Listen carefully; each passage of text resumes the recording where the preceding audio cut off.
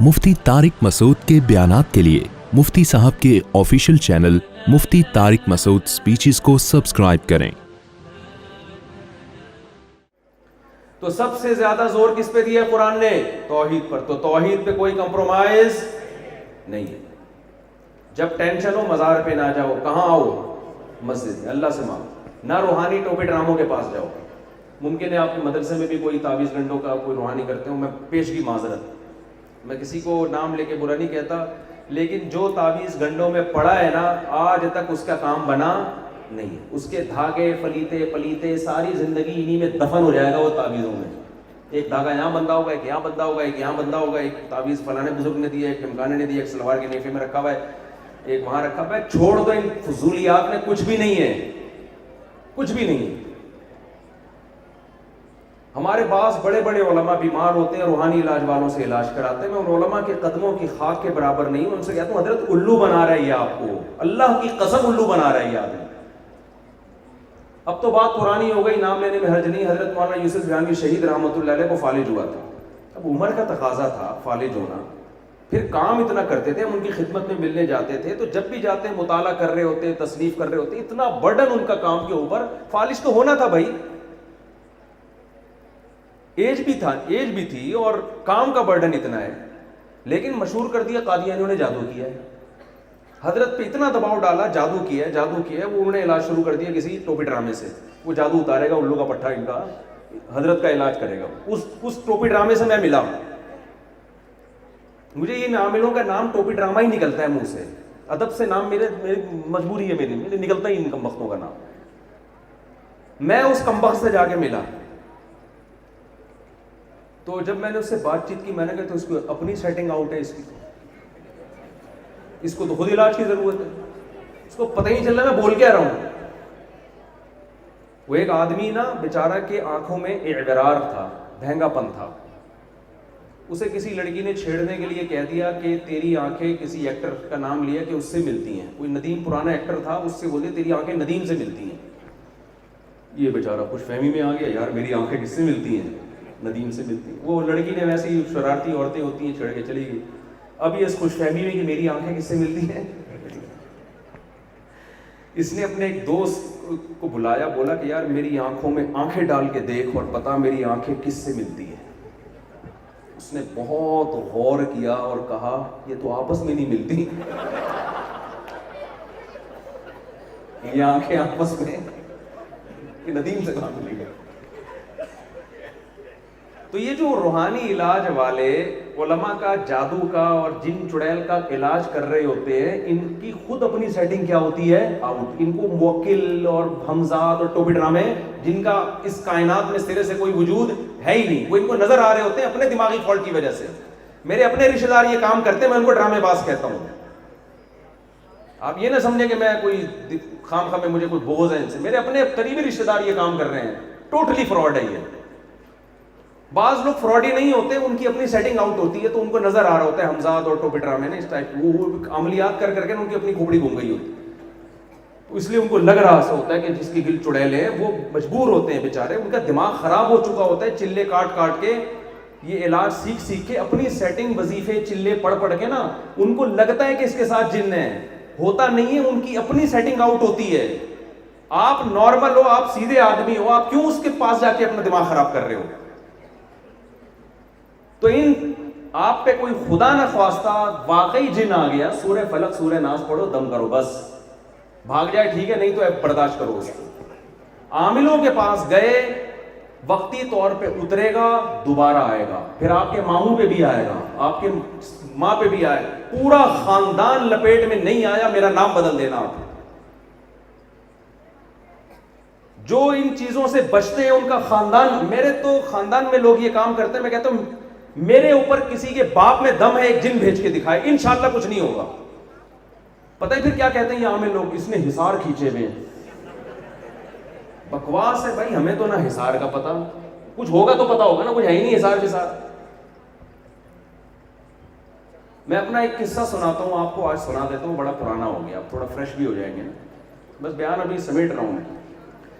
میں نے 4-5 سال پہلے کی بات ہے، عاملوں کے خلاف بہت بولنا شروع کیا. میں نے کہا ان کے باپ میں دم ہے نا، ایک جن چڑیل بھیج کے دکھائے، مجھ پہ جادو کر کے دکھائے.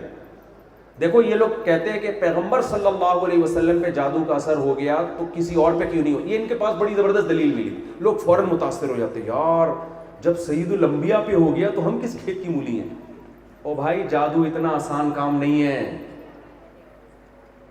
اس میں قوت خیالیہ کا بہت دخل ہوتا ہے.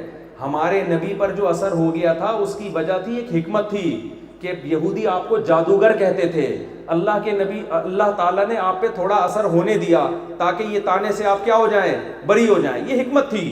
اتنا آسان ہوتا تو ابو بکر پہ کیوں نہیں ہوا، عمر پہ کیوں نہیں ہوا، عثمان پہ کیوں نہیں ہوا، علی پہ کیوں نہیں ہوا. اتنے اختیارات جادوگروں کو ہوتے تو یہی کام کر رہے ہوتے نا بیٹھ کے.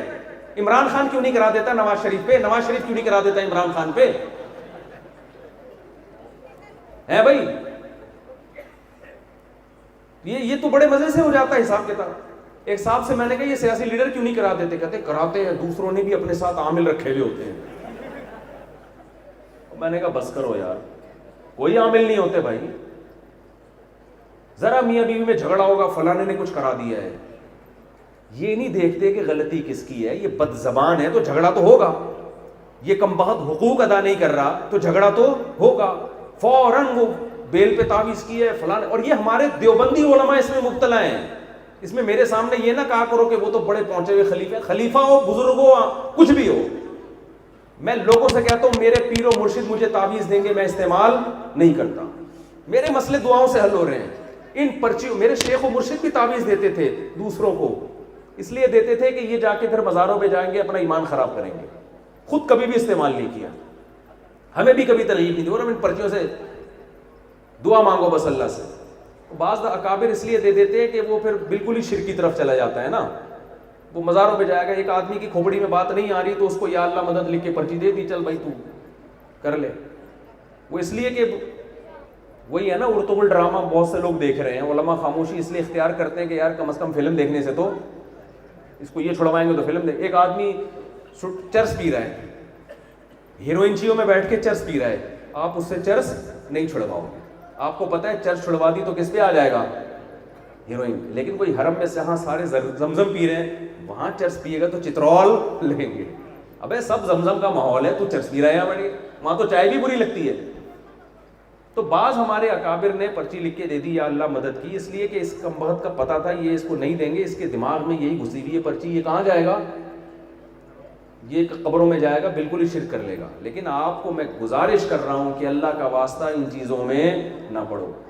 دیکھو زکریا علیہ السلام کے آخر وقت تک اولاد نہیں ہوئی، کوئی تعویذ استعمال نہیں کیا، ساری زندگی دعائیں مانگتے رہے ہیں.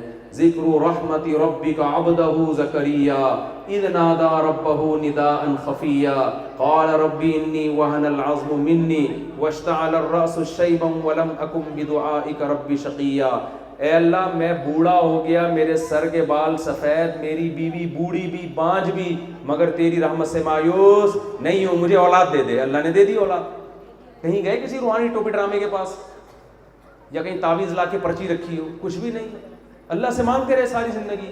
یونس علیہ السلام مچھلی کے پیٹ میں گئے ہیں، دعا مانگی لا الہ الا انت سبحانک انی کنت من الظالمین. اللہ میں غلطی پر ہوں، میری غلطی ہے، میں معافی چاہتا ہوں، تو ہر عیب سے پاک ہے. یہ دعا تھی، اللہ نے مچھلی کے پیٹ سے نکال دیا. ہمارے ہاں کوئی ٹینشن ہوگی نا سب سے پہلے کسی نے کچھ کر دیا. صبح و شام یہی مسئلے ہیں. یوسف علیہ السلام پر کتنی مصیبتیں آئیں. بچپن میں کنویں میں ڈالا گیا، پھر کنویں سے نکلے تو بازار میں فروخت ہو گئے، بازار میں فروخت ہوئے تو بادشاہ کے محل میں معاذ اللہ ملازم بن کے رہے، پھر ساری زندگی عفت اور پاک دامنی سے رہے، بادشاہ کی بیوی پہ کبھی بری نظر نہیں اٹھائی. لیکن الزام کس پہ لگ گیا؟ خود یوسف علیہ السلام پہ لگ گیا. غلط الزام کی بیس پہ جیل میں چلے گئے. مصیبتیں آ رہی ہیں کہ نہیں آ رہی؟ جیل میں گئے، ایک اچھا خواب کی تعبیر سنائی، امید ہوئی اب رہائی ہو جائے گی. جس کمبخت کو بولا کہ تو مجھے یہاں سے نکلوا دے، وہ بادشاہ کے سامنے تذکرہ کرنا بھول گیا. ایک اور بڑی مصیبت، دسیوں مصیبتیں. ادھر یعقوب علیہ السلام پر بھی مصیبتیں. بیٹا گیا، ساری زندگی روتے رہے، بجائے اس بیٹے کا عطا پتہ چلتا دوسرا بیٹا بھی گیا. ہم ہوتے ہیں ہم کہتے ہیں یار یقیناً کسی نے کچھ کیا ہے. لوگ آتے ہیں نا یار مفتی صاحب کاروبار ہی نہیں چل کے دے رہا, ابھی کاروبار میرا ابھی اٹھا ہی تھا کہ میری والدہ کا انتقال ہو گیا, پھر جناب میری شادی ہو گئی, یعنی یہ بھی ایک ٹینشن والا کام بن گیا. ابھی میرے ہنسنے کے دن آئے تھے, میری کیا ہو گئی, شادی ہو. شروع میں تو یہ سوچ کے کر رہا ہوتا ہے خوشی کی بات ہے نا, بعد میں کہہ رہا ہے یار یہ بھی ایک کسی نے کچھ کر دیا ہے. ہم پہ کچھ مصیبتیں نہیں آتی جو پیغمبروں پہ آئی ہیں. ایک دفعہ بھی تو یوسف علیہ السلام نے یہ نہیں کہا کہ لگتا ہے کسی نے کچھ کر دیا, کچھ بھی نہیں, دعائیں مانگ رہے ہیں اللہ سے. یعقوب علیہ السلام بھی جب پریشانیوں پہ پریشانیاں, کیا کہتے ہیں انما اشکو بثی وحزنی الی اللہ, میں اپنا غم کس سے بیان کرتا ہوں, اللہ سے. وَأَعْلَمُ مِنَ اللَّهِ مَا لَا تَعْلَمُونَ, اسی میں خیر ہوگی. پھر جب یوسف علیہ السلام اپنے والد سے ملتے ہیں کئی سالوں کے بعد, پریشانیوں کے بعد, اب جب پریشانیاں ختم ہونے کا وقت آیا ہے تو کہیں بھی پریشانی کا تذکرہ نہیں کر رہے, پریشانی سے نکلنے کا تذکرہ کر رہے ہیں. اذ اخرج بی من السجن, کنویں میں جانے کا تذکرہ نہیں ہے. اے میرے ابا, میرے اللہ نے مجھ پر احسان کیا, مجھے کنویں سے نکالا ہے. بھائی ہم ہوتے ہم کہتے ہیں ابا یہ تو میں ابھی بادشاہ بنا ہوا ہوں, ابھی آپ دیکھ رہے جو میں نے ماضی گزارا نا, ابا بس مجھ سے نہ پوچھو. پھوٹ پھوٹ کے رو رہے ہوتے ابا سے مل کے, ابا ایسی ٹینشن تھی کہ ان کمبختوں نے مجھے کنویں میں پھینکا تھا. اور یہ ساری یہ تعویذ گنڈے والے ہیں, یہ سارے کون ہیں, تعویذ گنڈے والے. اور وہ جو آپ آئی تھی نا اس دن ہمارے محلے میں, وہ ہمارے بھائیوں کی جیب میں تعویذ رکھ کے گئی تھی, ان کی وجہ سے یہ بھائیوں نے میرے ساتھ کیا جو کچھ کیا. پیغمبروں کی سیرت دیکھو, قرآن کی سیرت دیکھو. قرآن کہتا ہے ہر پیغمبر نے مصیبت میں اللہ سے دعا مانگی. دعا کا تبلیغ والے کہتے ہیں 2 رکعت پڑھ کے کیا کرو, دعا مانگو. اس کا اپنا نور ہے. جتنی ٹینشن ہو, پریشانی ہو, دعا کے علاوہ کسی اور کام میں مت پڑو. سمجھتے ہو گے نہیں سمجھتے, زندگی سکون کی گزرے گی تو چھوڑ دیں. میں آپ کو واقعہ سنا رہا تھا, جلدی سے ختم کرتا ہوں. میں نے عاملوں کے خلاف کھلے عام تقریریں شروع کر دی, بہت ببانگے دھول چیلنج. میں نے کہا ان کے باپ میں, ایک عامل نے کہا میں نے 10,000 جنات جلائے, ہے بھی دیوبندی. میں نے کہا تیرا باپ ایک جن جلا کے دکھا دے نا, ان سے تمیز سے بات نہیں ہوتی. ایکچولی آپ دیکھیں یہ دلائی, یہ نہیں ہوتا, اس سے یہ اور شیر ہوتے ہیں, ان سے ڈرو بھی نہیں. بعض لوگوں کو میں نے کہا کہ عاملوں سے نہیں ڈرو, جا کے چیلنج کرو, تیرے باپ میں دم ہے تو دکھا رہا, کچھ کر کے دکھا. تو وہ جا کے ایسے ایسے نا کانپتے ہوئے ان کی کانپیں ٹانگنے لگیں.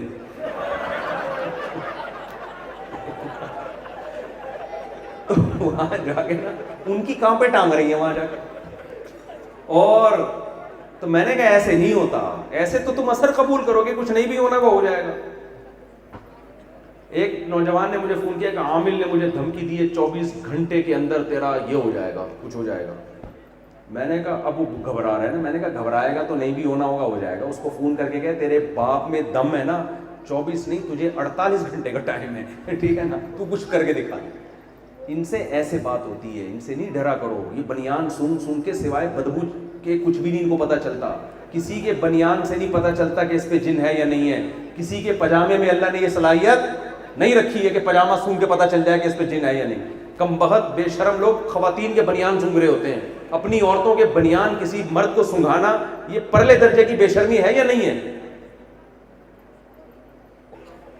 تو میں نے بیانہ شروع کر دیا. میں نے کہا ڈرامے باز. اور میں نے کہا تم ایک جن لا کے دکھا دو. اللہ کی قدرت دیکھو میرے ساتھ ہوا کیا. میرے ساتھ یہ ہوا, سردیوں کے دن تھے, میں گھر میں رات کو سو رہا ہوں, اچانک ٹھا کی آواز آئی نا, جیسے ہماری چھت پہ کوئی پتھر آگے لگا ہو, جیسے نہیں باہر سے پتھر آگے لگا ہو. ہم نے کہا کوئی بچے نے پھینک دیا ہوگا, لیکن 12 بجے کون پتھراؤ کرے گا. گھر والے بھی ڈر گئے. میں نے کہا پتہ نہیں یہ کیا ہے. تھوڑی دیر میں دوسرا پتھر, ٹھڑم, ایک اور, پھر پتھراؤ شروع. اور یہ کیا ہو رہا ہے بھائی. میں نے کہا اوپر جا کے دیکھتا ہوں. گھر والوں نے روک دیا, بھائی کوئی خطرہ ہے, کوئی جان کا خطرہ نہ ہو. اس زمانے میں یہ ٹارگٹ کلنگ بھی بہت ہو رہی تھی, علماء کا قتل بھی بہت ہو رہا تھا. حضرت مولانا شمس عمری شہید رحمۃ اللہ علیہ, جو بنی حضرت مفتی نظام الدین شہید, یہ سارے وہ جو ایک لائن لگی ہوئی تھی شہادتوں کی. اب پتھراؤ ہو رہا ہے. پھر تھوڑی دیر میں کیا ہوا, جیسے نلکا نہیں کھل جاتا, چھت کا نل کا کھلا ہے, پریشر سے پانی آ رہا ہے, ایسے لگا جیسے نل کا, ہم نے نل کا کس نے کھولا ہے, نل کا کس نے کھولا ہے بھائی. پہلی رات تو ہم بھی تھوڑا احتیاط کی, کوئی اوپر کوئی بہانے سے بلا, کیونکہ چھت ہماری بالکل کھلی ہوئی تھی, اس پہ کوئی بھی باہر سے چڑھنا چاہتا چڑھ سکتا. اب تو خیر دیوار بنا دی ہے, احتیاط ہم نے بھی کیا, ٹارگٹ کلنگ ہو رہی ہے, گھر والے بھی گھبرا گئے. اچھا یہ ہوتا رہا. صبح مؤذن صاحب ہمارے پڑوس میں تھے, میں نے ان سے پوچھا آوازیں سنی تھی؟ انہوں نے کہا ہاں یار پتھراؤ بھی ہو رہا تھا, نلکے بھی کھل رہے تھے, پانی کی آواز آتی جیسے فل اسپیڈ میں خود ہی بند ہو جاتا تھا نل کا. وہ تو انہوں نے کہا یہاں کوئی چکر ہے, جن ہے یہاں پہ. اور مفتی صاحب آپ جو ہے نا تھوڑا میرے جاننے والا ہے, وہ بہت علاج کرتا ہے جنات کا. میں نے کہا آرام سے بیٹھ جاؤ. میں نے کہا کچھ ہو گیا ہوگا. اگلے دن پھر 12 بجے کا ٹائم تھا, ایک پہلے پتھر آ کے گرتا کٹاک کر کے, اس کے بعد پتھراؤ ہوتا, دھڑ دھڑ دھڑ آوازیں آتی جیسے اینٹیں ہل رہی ہیں, پھر پانی کے پریشر سے کھلتا. 2 دن ہو گئے, میں پھر چھت پہ گیا, کچھ بھی نہیں ہے, نہ پانی نظر آ رہا ہے نہ پتھر نظر آ رہا ہے. چھت پہ میں کھڑا ہوں, اچانک ایک اینٹ ہلنے کی آواز آئی, جیسے اینٹ نہیں ہل رہی, میں دیکھ رہا ہوں اینٹ کہاں ہے یار, اینٹ ہلنے کی آواز آ رہی ہے, اینٹ نظر, اینٹ ہے کہاں. خیر جی ہم نیچے آ گئے, ہم نے کہا ہوگا کوئی, میں نے فیصلہ کیا تھا, میں نے کہا کسی ٹوپی ڈرامے کو تو لانا ہی نہیں ہے, اگر جن ہے بھی تو ہماری بلا سے ہے, ہم کیا کریں بھائی, چھیڑ تو نہیں رہا نا, پتھر نظر تو آ نہیں رہے ہمیں, ٹھیک ہے نا, اور کر رہیں گے تو آیت الکرسی پڑھ لیتے, سورہ فلق سورہ ناس پڑھ لیتے. تیسرے دن پھر یہ مؤذن صاحب ہمارے بیچارے اپنے گھر کی سیڑھیوں سے نیچے اترے. انہوں نے میرے بارے میں میرے بیان میں یہ سنا ہوا تھا کہ جو جنات سے ڈرتا ہے نا ان پہ جنات اور زیادہ آتے ہیں. اور وہ نیچے اتر کے نا چھت کی طرف رخ کر کے ایسے کہہ رہے, بھائیو ہم تم سے ڈرتے نہیں ہیں, لیکن تم خدا کا واسطہ یہاں سے چلے جاؤ. ہم تم سے بالکل بھی نہیں ڈرتے, لیکن اللہ کا واسطہ یہاں سے چلے جاؤ. اچھا ہم سو رہے ہیں گھر میں پڑے, گھر والوں تو وہ والدہ کے یہاں چلے گئے, اپنے نانی وانی کے یہاں جو بچے جاتے ہیں نا, اب میں اکیلا ہی تھا گھر میں. 3 دن ہو گئے, 4 دن ہو گئے, پھر میرے بارے میں خبریں پھیلنا شروع, مفتی صاحب کی چھت پہ کیا آ گئے, جنات. اب مسجد کے بعض لوگ کہہ رہے بڑے فنٹر بنے پھرتے تھے نا ممبر پہ, عاملوں کو چیلنج, یہ فنٹر گیری اچھی نہیں ہوتی, عاملوں کو صبح و شام جب چیلنج کریں گے اور جن چڑیل بھوت کی باتیں کریں گے تو پھر یہ تو ہوگا, آ گیا کوئی جن ون آ گیا. اب مجھے کہہ رہے ہیں علاج کراؤ, میں نے کہا بھائی ہم نہیں کرائیں گے علاج, جو کام ساری زندگی نہیں کیا اب کیوں کریں. دعا مانگی اللہ سے, اللہ یہ جن ہیں اگر واقعی ہیں تو بھگا دے ان کو. اب کیا ہوا, 4 دن ہو گئے, 5 دن ہو گئے, میں نے کہا یار اس کی کوئی سائنٹیفک لاجک تلاش کرنی چاہیے, ہو کیا رہا ہے آج. میں نے کہا میں پوری رات جاگوں گا اور دیکھوں گا اس کو, چور کو پکڑوں گا, یہ جن شروع کہاں سے ہو رہا ہے, کیا ہے یہ آواز, پہلی آواز کہاں سے آتی ہے. میں نے کہا جہاں سے پہلی آواز آئے گی نا اس کی طرف کان لگاؤ. ہمارے گھر میں کونے میں کمرہ تھا, وہاں سے کی آواز شروع ہوئی ایک دم. میں فوراً وہاں پہنچا, میں نے کہا یہاں کون سی ایسی چیز ہے. کھڑکی سے جھانکا, نیچے بہت بڑا گیزر لگا ہوا ہے. میں نے کہا بیٹا یہ کوئی گیزر کا چکر لگ رہا ہے, کیونکہ آواز یہاں سے شروع ہو رہی ہے. پھر کی آواز پہلے ہوئی, پھر اس کے بعد پتھراؤ. میں نے کہا یہ آواز کے بعد پتھراؤ شروع ہوتا ہے, اس کا کوئی آپس میں کیا ہے لنک, پانی بھی ہے, آواز بھی ہے, پتھراؤ بھی ہے. میں کوئی سائنٹسٹ نہیں ہوں. میں نے کہا یار یہ جن گیزر ہے, اس کا گیزر سے کوئی لنک ہے, مجھے نہیں پتا کیا لنک ہے, لیکن یہ چڑیلیں شروع کہاں سے ہو رہی ہیں, یعنی کوئی سائنٹیفک لاجک ہے اس کی. گیزر سے کوئی پریشر بن رہا ہے اور وہ پریشر بن کے گیس کا کہیں جا رہا ہے جہاں سے پتھر ہل رہے ہیں, تو پتھر نظر تو نہیں آ رہے. میں نے کہا یار جو ہمارے چھت پہ بہت بڑا ٹینک ہے نا, اس کے اندر ہو سکتا ہے پتھر ہو. شاید کچھ ایسا سیٹ اپ ہو کہ گیزر کی گیس ویس نہ نکل رہی ہو, کوئی پلمبر نے کچھ دن پہلے کام کیا تھا, غلط کام کر دیا ہو, وہ پریشر واپس جا رہا ہو, پانی میں آواز کی رفتار تیز, آواز بڑھ جاتی ہے. اب میں کوئی میکینک یا سائنٹسٹ تو ہوں نہیں, میرے کھوپڑی نے یہ کہا, میں نے کہا 100% یہ گیزر کا کام ہے, لیکن اس کی کوئی لاجک ہوگی جو میری سمجھ میں نہیں آ رہی, کام گیزر کا ہے. مجھے یقین ہو گیا. میں جنات, مجھے نہیں پتا تھا ایسے جنات نہیں ایسے کرتے. تو میں نے مؤذن صاحب سے کہا, میں نے کہا رات میں نے جن پکڑ لی الحمدللہ, اور جن نے مجھ سے یہ کہا ہے کہ میں نہیں آؤں گا بشرطے کہ گیزر نہ چلاؤ. گیزر نہیں چلے گا آج, اور جن نے گارنٹی لی ہے کہ وہ نہیں آئے. یہی ہوا, گیزر نہیں چلایا. اس دن مارکیٹ سے جن کیا ہو گیا, شارٹ. پھر ہم نے مسجد کمیٹی کو بلایا, پلمبروں کو بلایا, یار یہ, تو انہوں نے دیکھا بھائی اس میں گیس نکلنے کا گیزر میں راستہ ہے ہی نہیں. پلمبر نے کام ایسا کیا ہے, جتنی گیس بن رہی ہے ریورس ہو رہی ہے, پانی کھولتا ہے اس کی آواز, پھر وہ ٹینکی میں ریورس ہوتا ہے. ٹینکی کا ڈھکن کھول کے دیکھا تو اتنے پتھر, پتہ نہیں کتنے عرصے سے ٹینکی صاف ہی نہیں ہوئی ہے. وہ پتھروں کی فائرنگ ہو رہی ہے, ڈھکن اوپر اٹھتا ہے, دھڑام سے آگے نیچے لگتا ہے, گیس بنتی ہے نا. شکر ہے ٹینکی نہیں پھٹی, اگر ٹینکی پھٹتی ہم کہتے جن فدائی حملہ کر کے گیا یہاں پر. حقیقت ہے, ہم کہتے ہیں یہ جنات نے کیا کر دیا ہے, پہلے ڈرایا, جب نہیں ڈرے تو اس نے کہا بم پھاڑ کے چلے جاؤ. تو اس کے بعد سے ہم نے کہا عاملوں کی ایسی کی تیسی. اب تو ہم اور بیان کریں گے. تو خیر جلدی سے بات کو سمیٹوں.